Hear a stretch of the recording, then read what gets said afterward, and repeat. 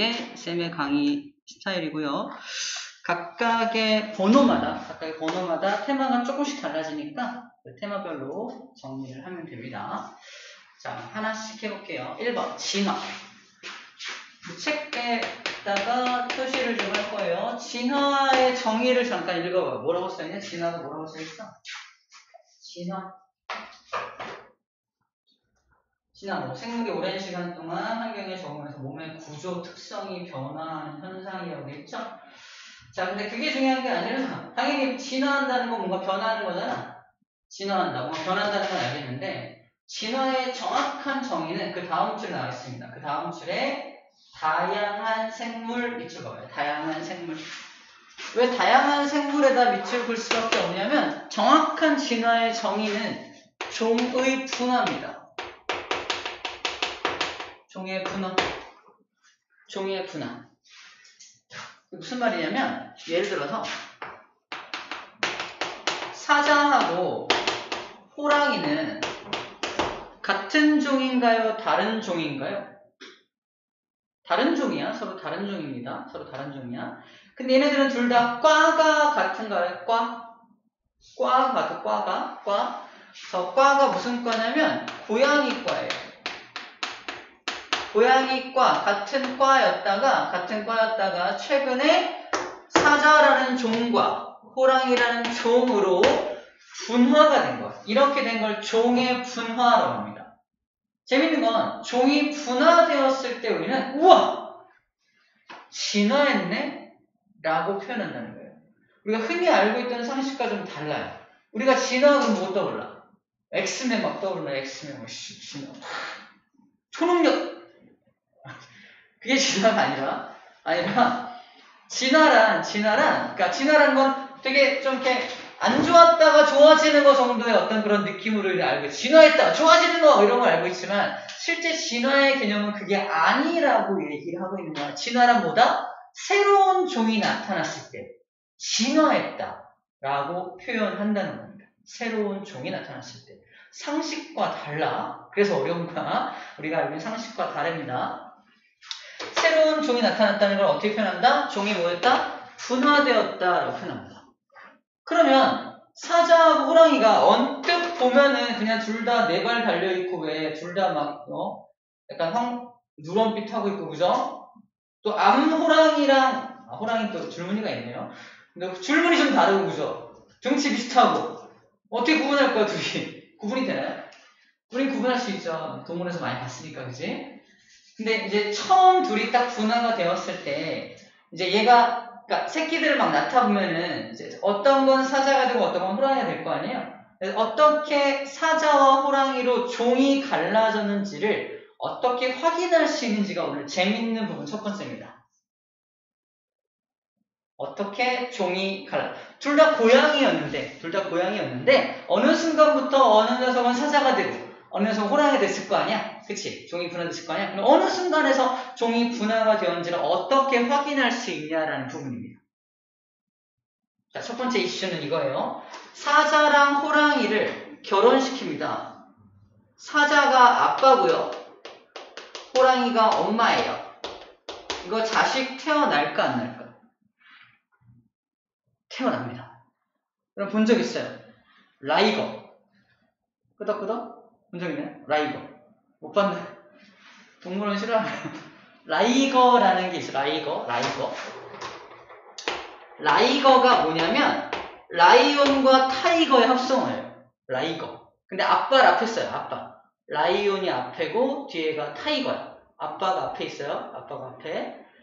그러면 아빠가 호랑이가 되고 엄마가 사자일 수도 있잖아요.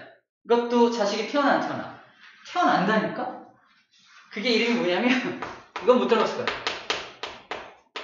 타이곤. 처음 들어보세요. 타이곤. 타이거, 라이언. 타이곤으로 알고 있어요. 쌤은 타이곤. 이름이 이상한데 타이곤. 근데 타이거가 앞에. 아무튼 이런 것들이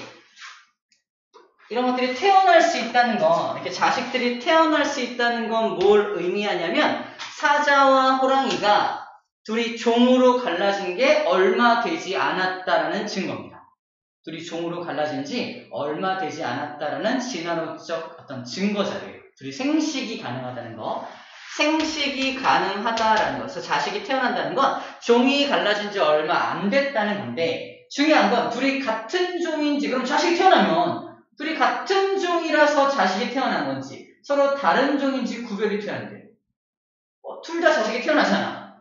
같은 종도 자식이 태어나. 다른 종이라도 자식이 태어나. 뭐야? 구분이 되지 않잖아요. 근데 구분할 수 있는 방법이 되게 재밌는 방법이 있는데, 라이거와 타이거는 정자, 난자를 만들지 못해요. 무슨 말인지 알아요? 즉, 얘네들은 생식 능력이 없습니다. 즉, 다른 종에서 태어난 자식은 생식 능력을 가지지 못해요. 그게 특징이야. 뭐냐, 속된 말로는 고자다라고 말합니다. 부모가 다른 종이면 자식이 고자가 된다고 표현을 해요. 고자가 된다. 생식 능력이 없어. 그래서 라이거의 자식, 타이곤의 자식 없습니다. 없어요. 그래서 동물원에 있는 라이거는 뭐야? 그래서 사람들이 인공적으로 만들어낸 그냥 자식일 뿐인 거예요. 동물원 아주 나쁜 곳이네요. 그죠? 인공적으로 막 교배를 막 시키는 거죠. 사람들한테 보여주려고. 근데 라이거와 라이거를 교배할 수는 없다라는 말을 하는 겁니다. 무슨 말인지 알죠? 그래서 우리가 들어봤나요? 갈라파고스 군도에 막 핀칫에 이런 얘기를 하거든요.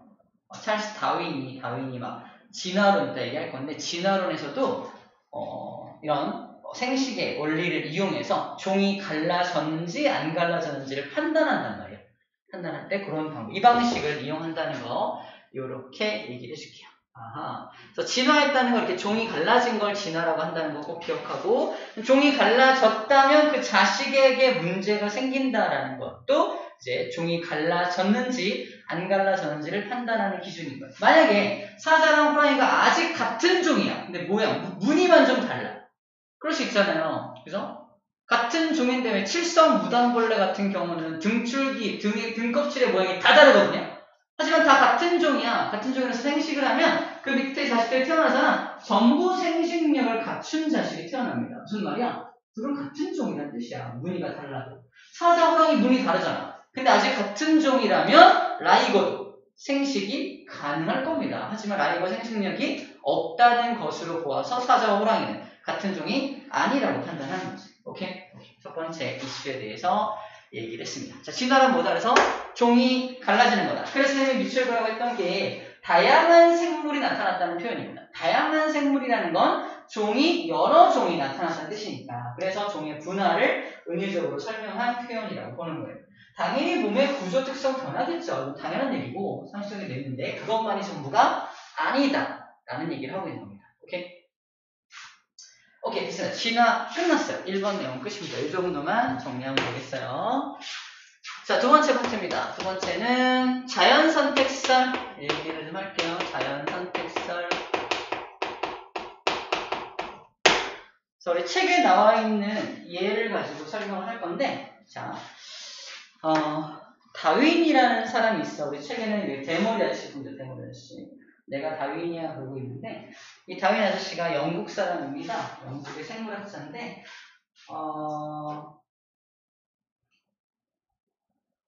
어떤 우연한 기회로 배에 타게 되고, 그 배에서 여러 섬들을 돌아다니게 되면서 그 생물들의 특성을 조사를 하게 돼요. 생물의 특성을 조사하다 보니까, 이게 이제 5개의 섬이 있다고 볼게요. 5개. 섬이 다 섬이야. 바로 원주민이야, 원주민. 대화가 가능하겠죠? 원주민과 대화를 각 섬에 대화를 합니다. 근데 각 섬마다 다 똑같이 필통들이 하나씩 있어. 이 필통이 핀치새야, 핀치새. 다 다르죠? 하나 똑같은 게 없네. 이 필통이 핀치새야. 그래서 어떤 새를 발견하고 원주민한테 이 새 이름이 뭡니까? 그랬더니 이 새 그냥 뭐래더라? 핀치새요. 그런 거야. 다른 섬에 가서 이 모양이 완전 달라서 새 이름이 다르겠지. 또 물어봐. 이 새 이름이 뭐예요? 핀치새요. 그런 거야. 이상하다. 모양이 다른데? 다른 섬에 가서 또 이상한 새가 있길래 이 새 이름 물어봅니다. 뭐라 그래? 핀치세대 다. 부리 모양이 다 다른데. 부리 모양이 다 다른데 각 섬에서 원주민들을 물어보니까 이 원주민들 말이 안 통하네요. 이 원주민들 물어보니까 이상한 원주민들이라서 원주민들이 말이 안 통하는 원주민도 있어요. 아무튼 그 원주민들한테 물어봤더니 다 핀치새라고 말을 합니다. 모양이 다 다른데 핀치새라고 이름을 붙여서 얘기하고 있어. 이게 왜 그런 거냐면 완전 처음에는 각 섬마다 똑같은 사람들이 살고 있고 다 똑같은 새들이 살았단 거야. 똑같은 새가 살았어. 그래서 전부 다 이 새 이름 뭐야? 핀치새라고 알고 있었던 거지. 근데 세월이 오래 지나면서 각 섬마다 먹을 게 달라. 어떤 섬은 고기가 많고요. 어떤 섬은 나무 이렇게 구멍에 벌레가 많고요. 어떤 섬은 이렇게 곡식들이 많고요. 어떤 섬에는 또 뭐가 많아요? 열매가 이렇게 많아요. 각 섬마다 그래서 그러니까 먹이가 다르기 때문에 그 먹이에 맞춰서 핀치새의 부리가 모양이 조금씩 변해갔던 거야. 모양이 변해가다가 나중에는 완전 다른 종의 분화까지 일어나게 된 거지. 그럼 다윈의 입장에서 부리의 모양이 달라졌는데 다 이렇게 다른데 전부 핀치새라고 불렀던 이유는 변이라는 게 일어났구나. 뭔가 변화가 일어났구나라고 인식할 수 있을 것이고요. 결론부터 말하면 이 핀치새를 둘 잡아다가 교배를 시킵니다. 자식이 태어나 안 태어나? 태어나. 근데 안타깝게 그 자식은 고자죠. 생식 능력이 없어요. 그죠? 그걸 통해서 둘 다 핀치새임에도 불구하고 자식이 생식 능력이 없다는 건 이미 종이 분화가 일어난 겁니다. 그래서 종의 분화까지 일어났네? 진화했고. 그래서 진화론을 발표하게 됩니다. 원주민들이 모두 핀치새라고 부르는 이 새가 변이와 변이를 거듭하다가 종의 분화까지, 즉 진화까지 일어난 것입니다. 라고 발표를 하게 되는 거지. 근데 이 진화론을 발표하기 이전에 우리 인간을 지배했던 어떤 그런 믿음? 이게 뭐냐면 창조론. 2000년 넘게 창조에 대해서 중세시대는 거의 창조의 시대죠. 창조론의 완전 반박, 창조론의 정반대되는 개념을 얘기한 거잖아. 원래 처음에 다 똑같은 핀치새였는데 변이를 거듭하다가 진화한 거예요. 점점 생물들은 진화할 수 있어요. 우리가 모양이 다 다른 것도 다 진화했기 때문에 이렇게 말하는 거잖아. 우리도 원숭이로부터 진화했어요. 라고까지 굉장히 거슬러 올라가서 우리도 이렇게 해서 진화 이렇게 한 겁니다. 라고 말하는 게 진화론이기 때문에 그렇습니다. 이 진화론에 반대되는 창조론의 입장은 뭐야? 창조론의 입장은 각 섬마다 새들의 모양이 다른 이유는 뭐야? 신께서 각 섬마다 새들의 부리 모양을 다르게 창조하신 거잖아. 그치? 그리고 둘이 생식해서 자식이 태어나게 만드신 거야. 근데 왜 그러는지 모르겠지만 자식이 생식 능력을 없게 만드신 거지. 또 왜 그러셨을까? 아무튼 그런데 그렇게 창조하셨다고 믿는 게 창조론에 대한 개념이라고 보면 됩니다. 쌤은 뭐가 맞다 틀리다 얘기하는 게 아니야. 각각의 입장을 얘기하는 겁니다. 그래서 그렇게 창조론에 대한 거 믿고 있다가 다윈이 진화론을 얘기하니까 과학계는 발칵 뒤집히게 된 거죠. 무슨 소리냐고. 그럼 우리가 인간도 원숭이로부터 진화했다고 이런 반박들이 나오게 된 거잖아요. 그래서 우리는 진화론의 정확한 개념을 알자라는 얘기를 하는 겁니다. 진화론의 시작이 그래서 이 다윈의 연구를 통해서 진화론이 시작되었다라고 보면 되겠습니다. 정확한 진화의 개념은 종의 분화까지 일어났을 때 우리는 진화했다라고 표현한다라는 겁니다. 자, 그럼 진화론을 제대로 설명하기 위해서 필요한 개념이 바로 자연선택설입니다. 잘 들어. 자연선택설에 의해서 진화가 일어나는 거예요. 자연선택설에 의해서 변이가 일어나는 것처럼 보이는 겁니다. 이거 좀 어려운 말이야. 변이가 일어나는 것처럼 보인다는 표현. 자, 이렇게 보면 됩니다. 예를 들어볼게요. 길이. 옛날 길이는 다 목이 짧았어요. 다 목이 짧았습니다. 다 목이 짧았어. 자, 기린이 있고요. 그 기린이 살아가는 자연이죠, 자연. 자, 자연에는 먹이가 있죠, 먹이가 있어서, 예를 들어서 먹이가, 2마리. 자연은 항상, 자, 우리 전제 조건이야. 자연은 항상 2마리 분이 살아갈 만한 먹이만을 제공합니다. 그죠? 근데 거기에 2마리의, 뭐랄까, 기린이 살고 있는 거예요, 현재. 책에도 딱 3마리 나와있죠? 2마리의 기린이 살 수 있는 그런 환경이야. 2마리가 살고 있는데, 이제 자식을 낳잖아. 그 다음 자손을 낳았는데, 이 기린 2마리가 자식을 3마리를 낳은 거예요. 자, 첫 번째입니다. 자연 선택의 시작은 그래서 과잉 생산으로부터 시작돼요. 과잉 생산. 이 과잉 생산이라는 게, 뭐, 부모 입장에서는 누가 병들어 죽을 수도 있고요. 그죠? 누가 병들어 죽을 수도 있고, 천적의 위협을 받을 수 있으니까, 좀 더 많은 양을 낳는 게 좋겠죠. 그지? 그래서 과잉 생산을 시작을 해요. 자, 근데 과잉 생산하는데, 천적의 위협도 없고요. 질병도 없었어. 근데 문제는 뭐야? 먹이가 2마리분밖에 없습니다. 그럼 1마리는 죽어야 돼요. 안타깝죠? 1마리는 죽어야 됩니다. 1마리가 죽을 수밖에 없다는 그게 뭐야? 자연이 선택하는 거예요. 자연은 누구를 살아남게 만들고 누구를 죽게 만들 거냐는 겁니다. 당연히 살아남기에 유리한 것들을 살아남게 만들고 좀 불리한 것들은 죽게 만들겠죠. 근데 이 3마리를 비교해 봤더니 목의 길이가 1마리, 2마리, 3마리가 태어난 거예요. 보이나요? 세 번째 녀석이 목이 조금 더 길죠. 조금 더 길게 태어난 겁니다. 이때 우리는 뭐라고 하냐? 변이가 있었다.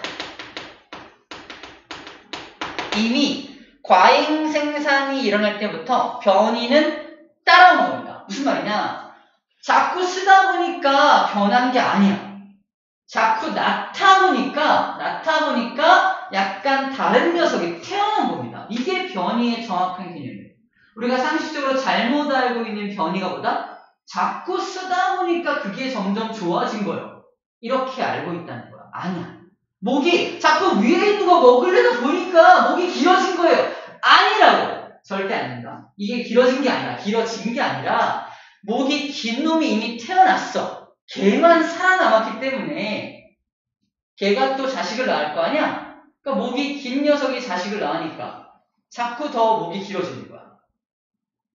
조금 달라. 그 말이 그 말 같지만 완전 다릅니다. 완전 달라. 자, 그래서 이거 잘 이해해야 됩니다. 과잉 생산을 통해서 3마리를 낳았는데 그 중에 변이가 있었다는 거. 이미 변이가 있었고 그 변이가 있는 녀석을 포함해서 이렇게 둘이 살아남는 겁니다. 얘는 죽은 거야. 자연은 누굴 선택했다? 2번과 3번을 선택한 거야. 이게 자연 선택성이야. 그럼 자연 선택이 일어나기 앞서서 3마리 뭐 했을까? 3마리는 서로 먹이 경쟁을 했겠죠? 이걸 생존 경쟁을 한다라고 표현을 해요. 책에 보면은 과잉 생산과 변이라고 처음에 써있죠. 과잉 생산과 변이. 그리고 다양한 형질이 나타난다라는 게 중요해요. 체크해요. 다양한 형질이 나타난다라는 표현이 다양한 형질로 변해간다는 거랑 다르다는 뜻입니다. 이미 있다는 얘기야. 변이가 있었다는 표현을 하고 있는 거야. 자식을 낳다 보니까 변이가 있는 녀석이 태어난 거예요. 그리고 얘네들이 뭐 한다? 두 번째 파트, 생존 경쟁하죠. 3마리가 생존 경쟁하는 거야. 정리하면 과잉 생산 안에 변이라는 게 이미 있었고 그러다 보니까 그 녀석들이 서로 생존 경쟁을 하게 되어서 더 환경에 유리한 것들이 뭐 하게 된다? 자연 선택당한 겁니다. 자연 선택당한다. 이 자연 선택이라는 표현을 또 다른 표현법으로는 적자가 살아난다, 적자 생존이라고도 부릅니다. 적합한 녀석이 살아난다, 적자 생존한다 라고 표현을 하는 거야. 자, 이런 자연 선택이 누적 되면 점점 기린의 목은 긴 녀석들이 살아남게 되겠네요. 그죠? 점점 목이 긴 녀석들이 살아남게 됩니다. 처음에 2번과 3번이 살아남은 이유는 뭐야? 대부분의 아래에 있는 풀들은 다른 초식동물들이 먹고 약간 높이 있는 나뭇잎을 잘 먹을 수 있는 녀석이 생존에 유리하겠죠? 그래서 목이 긴 녀석이 좀 더 생존에 유리해서 적자 생존해서 자연 선택 당한 겁니다. 용어 정리가 되나요? 그렇게 변이가 누적되는 거야. 변이가 누적되다 보니까 목까지 일어난다. 종의 분화까지 일어나게 됩니다. 즉 뭐가 일어난다? 진화가 일어나게 되는 거지. 진화가 다 일어나서 목들이 다 겁나 길어. 이렇게 두 마리 살겠네. 두 마리 살고 있겠네요. 이렇게 우리 진화 일어났어. 이렇게 살고 있는 거야. 그래서 여기 3번, 4번 기린이 살고 있다. 라고 할게요. 얘네들이 진화가 일어난지를 확인하는 방법. 저 옆에 있는 숲에 있는 아직 진화가 덜 일어난 옆에 있는 숲에 있는 얘네들 뭐지? 조그만 목을 가진 요 기린. 요 기린 집단이 저기 있어요. 요 숲은 한 100마리까지 수용 가능한 숲이에요. 그래서 굉장히 많은 목이 짧은 기린들이 아직도 살고 있는 그런 숲이 있어. 거기서 한 마리를 데려와서 안녕. 얘랑 부킹 미안해. 얘랑 소개팅 좀 해. 소개팅 해가지고 둘이 결혼을 합니다. 4번과 5번이 결혼을 해가지고 자식을 낳아요. 낳을 수 있어 없어? 낳을 수 있다니까? 하지만 그 자식은 안타깝게 보다 생식 능력이 없다. 무슨 일이 벌어진 거야? 얘는 얘랑 같은 종이 더 이상 아닌 거야. 변이가 누적되다 보니까 다른 종으로 바뀌어버린 거야. 그래서 얘는 목이 긴 사슴이 되는 거고 얘는 목이 긴 기린이 되는 겁니다. 예를 들어서 그래서 얘는 사슴 집단이었던 거지. 사슴 집단이 막 기린이 됐다. 이런 역사를 펼치고 있는 거예요. 완전 다른 종으로 바뀐다는 건 이런 개념입니다. 이 순서가 되게 중요해. 과잉 생산에서 출발해서 마지막 진화라는 과정이 일어나는 이 순서가 중요하고 중간중간 뻥뻥 뚫어놓고 여기 무슨 단어가 들어가야 되니? 변이는 언제 일어나는 거니? 변이가 일어나는 게 아니지. 변이는 원래 있었던 거야. 과잉 생산 안에. 이런 것들을 많이 물어본다라는 겁니다. 아시죠? 어려운 거 없습니다. 자, 선생님 CF라고 써는 게 뭐냐? 비교란데 비교. 용불용설이 뭐냐? 우리가 상식적으로 잘못 알고 있는 저 용불용설 때문에 잘못 알고 있는 거야. 자, CF. 용불용설. 용하고 불용을 따로 나누면 돼요. 용, 쓸 용자입니다. 불용은 안 쓰는 거야. 쓰는 것만 자꾸 발달하고 안 쓰는 건 발달하지 않는다라는 이론이 용불용설입니다. 사람 이름도 나와요.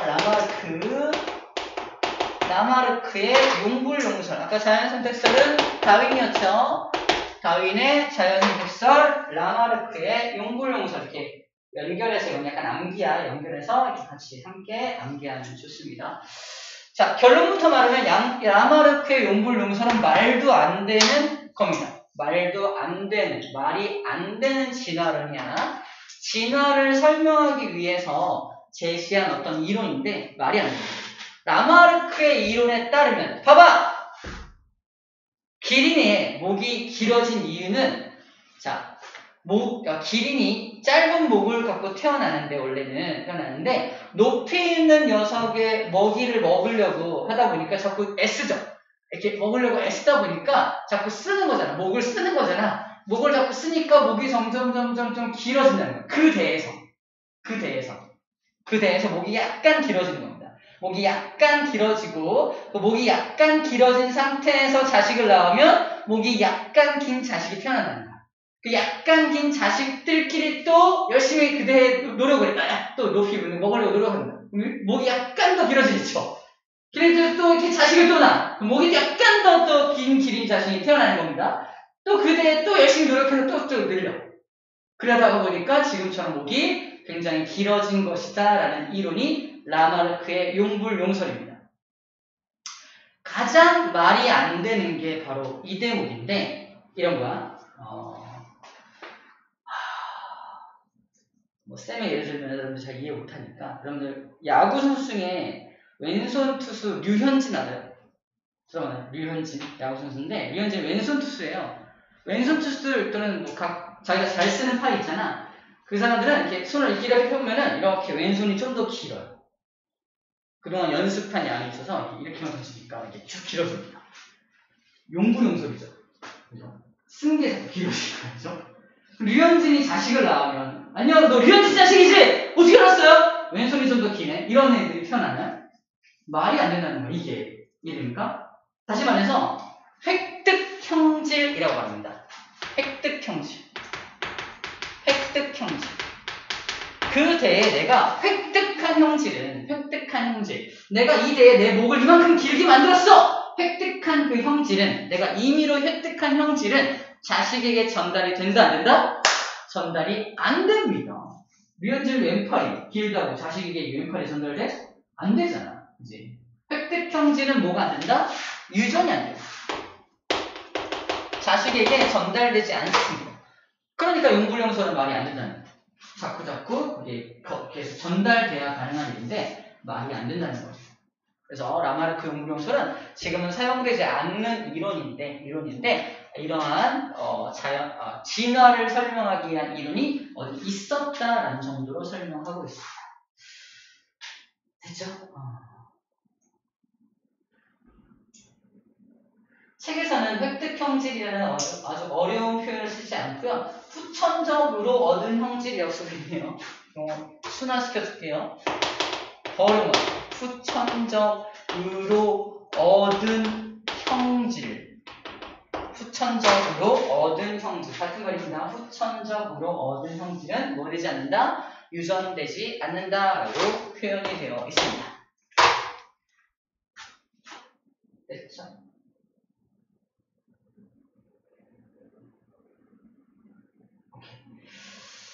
자, 이렇게 해서 용불용설이 뭔지 정도 좀 비교해봤고요. 그 다음 볼 거 뭐냐면 이 자연선택설, 이 다윈의 자연선택설이 사실 그래서 현재의 진화론을 설명하는 핵심적인 이론입니다. 현재의 진화론을 설명하는 아주 핵심적인 이론이에요. 물론 이것도 한계점이 있어서 또 다른 이론들과 좀 병행해서 사용을 합니다. 일단 한계점이 뭔지부터 설명해 볼게요. 한계점은 딱 하나밖에 없습니다. 당시에 이 다윈이 자연선택설을 제시했을 때 여기 뭐가 나오냐? 이 적자 생존, 약간 목이 긴 녀석이 살아남잖아. 목이 긴 녀석이 살아남아서 이 목이 긴 녀석이 자식을 낳으면 그 자식은 목이 길죠. 사람들이 물어보는 거예요. 야, 목이 긴 자식이 자식을 낳으면 왜 목이 긴 자식이 태어나니? 말싸움 같죠? 목이 긴 기린이 자식을 낳으면 왜 목이 긴 자식이 태어나니? 라고 물어봤을 때 다윈은 유전학자가 아니죠. 유전의 원리는 몰랐어요. 왜? 유전적으로 왜 그렇게 전달되는지. 즉 우리는 말할 수 있어. DNA가 전달된 거야. DNA가 염색체를 따라서 전달됐기 때문에 목이 긴 변이를 가진 그 DNA가 자식에게 전달됐기 때문에 가능해 라고 말할 수 있는데 다윈은 그 설명을 못한 겁니다. 그게 유일한 한계점이라고 말하고 있어요. 자, 체크해 볼게요. 다윈이 자연선택설을 발표하던 당시에는 유전의 원리가 알려지지 않았다. 그래서 그 자식에게 이 형질이 어떻게 전달되는지가 설명이 명확하게 안 됐다는 게 당시의 어떤 한계점이라고 보면 됩니다. 한계점은 그래서 현재 한계점이 아니라 당시의 한계점이라고 보면 돼요. 지금은 한계점이 없는 것처럼 말하고 있죠. 왜? 지금 우리 교과서는 뭐 위주로 쓰여져 있으니까 진화론을 바탕으로 쓰여져 있기 때문입니다. 진화가 맞아 라는 전제를 깔고 쓰여져 있기 때문에 이제 더 이상 한계가 없어 라고 설명을 하는 것 뿐이에요. 그러면 약간 가치관을 중립해 놔줄게요. 자, 이 다윈의 진화, 오른쪽 페이지야. 진화론이 과학과 사회에 준 영향 볼게요.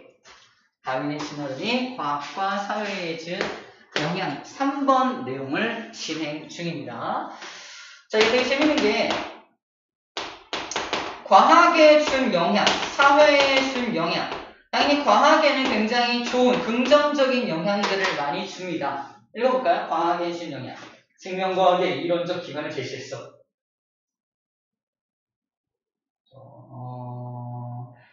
진화의 관점에서 생물들 간의 유연관계를 파악하게 되었어. 유연관계의 위치를 볼까요? 유연관계?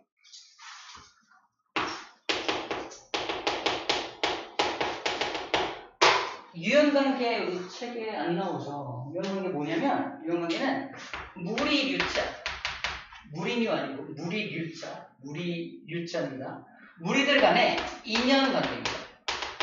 즉 사자와 호랑이가 얼마나 가까운지, 얼마나 먼지 이 관계를 밝히는 걸 유연관계라 그래요. 즉 사람과 침팬지가 가깝니, 사람하고 칠성장어가 가깝니? 칠성장어. 이 원숭이가 가깝죠. 이 멀고 가까운 관계를 유연관계라 그래요. 다시 말해서 사람과 침팬지는 유연관계가 가깝습니다. 사람과 칠성장어는 유연관계가 좀 멉니다라고 표현하는 겁니다. 굳이 칠성장어를 얘기하는 이유는 이제 분류학 배우면 칠성장어가 등장을 해요. 굳이 칠성장어야. 어쨌거나 이 유연관계를 밝히는 데 있어서도 진화론이 한몫했다는, 자연선택설을 가지고 설명했다는 얘기입니다. 그래서 과학에는 굉장히 좋은 긍정적인 영향을 미쳐. 또 해볼게요. 유전학, 사회생물학, 분자생물학 등이 발전하는 데도 영향을 주었다. 되게 좋은 영향만 미치죠. 근데 문제는 뭐냐면 사회적인 영향입니다. 아주 열받는 일이 발생을 해요. 사회적으로 옛날에는 신이 만들었으니까 신은 공평하시다. 성경에도 써있거든요. 공평하다. 근데 종으로 있어는 모르겠는데 아무튼 신은 공평해서 다른 나라 막 침략하면 안 되지. 막 죽이면 안 되고 뭐 십자군 전쟁도 있긴 했지만 어쨌거나 그건 종교적 전쟁이었고 힘이 약하다는 이유로 막 짓밟고 이러면 안 됩니다. 졸고 있다고 해서 선생님 막 혼내면 안 되죠. 졸려? 졸면 안 돼. 그래서 옛날에는 신이 만든 세상이기 때문에 그다지 막 서로들 막 어떻게 할 수 없었는데 이제 진화론이라는 즉 자연선택설 요게 뭐가 바탕이 되어 있냐면 이게 문제야 이거. 적자가 생존하는 거야. 생존 경쟁은 필수적이야. 그죠? 생존 경쟁은 필수적이야. 잘 살려면 진화해. 이딴 식이야. 니네가 나보다 힘이 약해? 우리가 더 진화가 많이 된 종족이야. 생존 경쟁해야지. 우리 이 지구에는 먹고 살 게 많지 않아. 우리가 먹을 거야. 너네는 우리가 쳐낼 거야. 이런. 다시 말해서 식민지 사상의 기반이 됩니다. 식민지는 당연한 거야. 힘센 놈이 힘 약한 나라를 지배하는 건 너무 당연한 거야 라는 어떤 이론적 기반을 제시. 와우. 우리는 말도 안 된다고 생각하고 있잖아. 이 식민지 어떤 나라이기 때문에. 하지만 당시에는 강대국들이 소수 약국을 지배하는 게 진화론적으로 너무 당연하다는 배경적 지식이 여기서 나옵니다. 그죠? 약간 정당화시키기 위한 배경 지식이 여기서 나온다는 거예요. 그래서 여기 나와 있어요. 인간 또는 국가 간의 불평등은 자연스러운 일이야. 이게 사회의 진화론이야. 제국주의가 출현합니다. 제국주의가 식민지 사상이죠. 제국주의가 출현하고요. 인종차별 당연해. 식민지배 정당화될 수 있어. 이런 것들이 좀 악용된, 이것들을 좀 악용한 예라고 보면 되겠습니다. 자, 좀 좋은 점들은, 이것도 좋은 점인지 아직 모르겠지만, 개인 또는 기업 간의 경쟁이 아주 기본이고 기반이고, 그것을 기반으로 하는 자본주의 발달이 바로 이것이 기반이라고 보면 되겠습니다. 자연사들이 되게 많은 일들을 했죠. 그리고 사회, 문화, 철학 등에도 많은 영향을 주었다라고 뭉뚱그려 설명하고 있는데,